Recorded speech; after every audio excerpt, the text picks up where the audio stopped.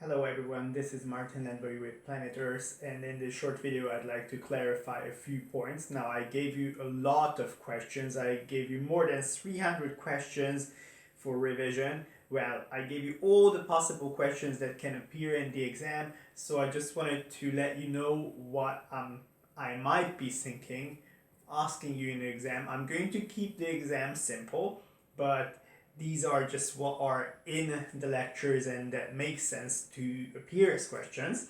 So here I heard that some of you were asking about the 306 and the 308 questions about commercial uses of synclines. What is it?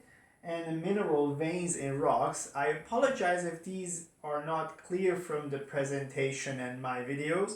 So I just want to get back to these. And if you have any questions, just do ask.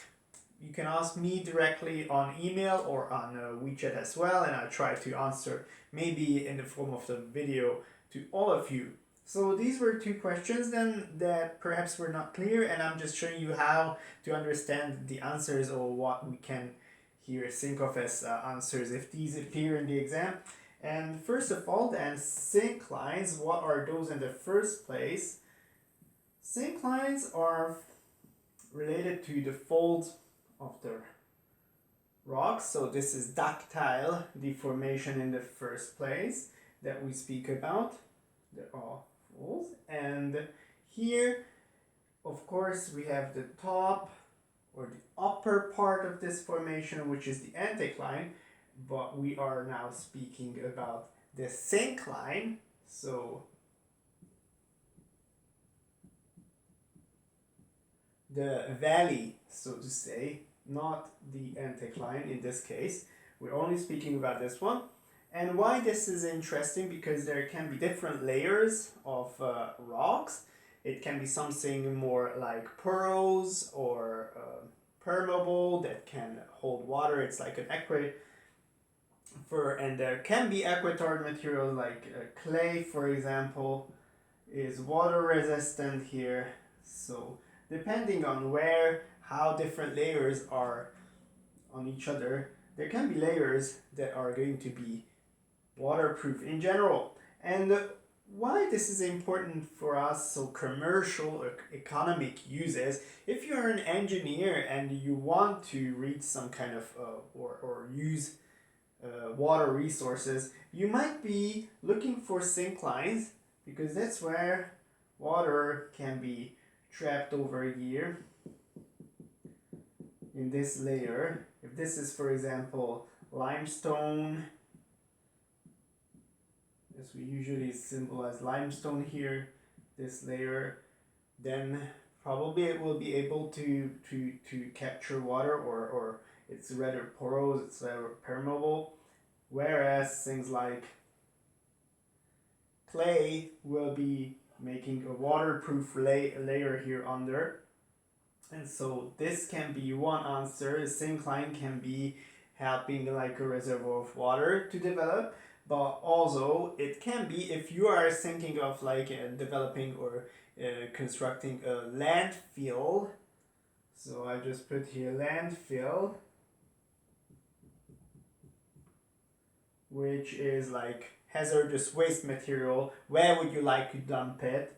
You might want to think about, again, this area here where you can possibly put your rubbish, maybe hazardous waste, and this will be a kind of surface here that will not allow the material to further travel downwards and perhaps contaminate further layers or further water bodies. So this is just how we can think. Of course, this is a very simplified answer here, but a landfill can be constructed in such an area, or it can be a water reservoir.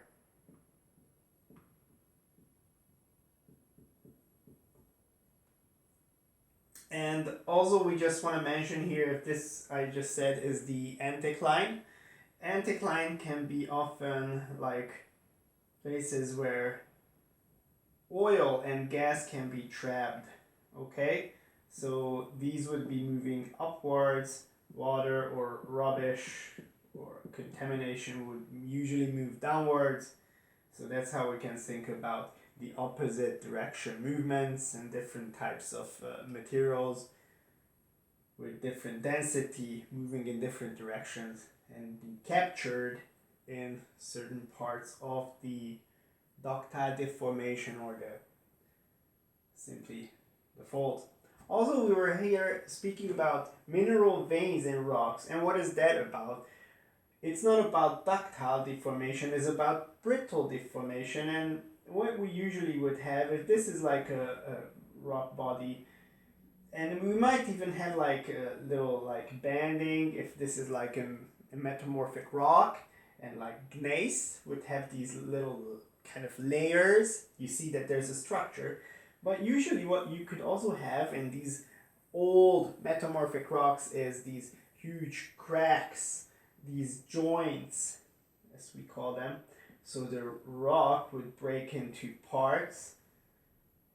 So these are really cracks where the rock is falling apart. And what would happen often is we have the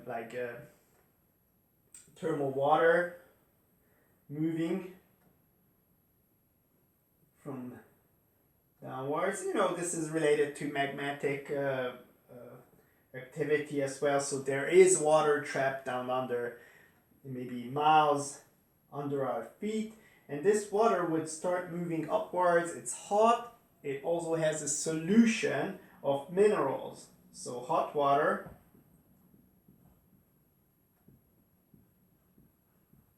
plus a solution.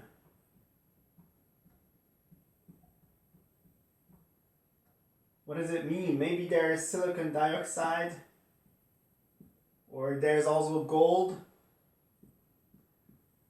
So particles here in a form of a solution dissolved in the water, so to say. And this is carried with the hot water and the steamed thermal water upwards towards the surface. And as the water is traveling through these cracks, it will be able to deposit it as the temperature is dropping, or the density of the water or and so on is dropping.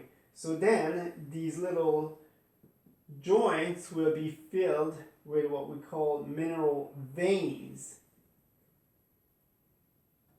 So then we have a precipitation. The solution will turn into a precipitation. Okay, so that's what we have here.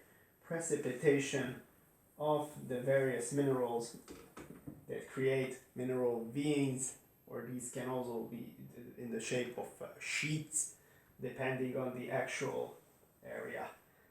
So this is about brittle deformation, and this one about ductile deformation.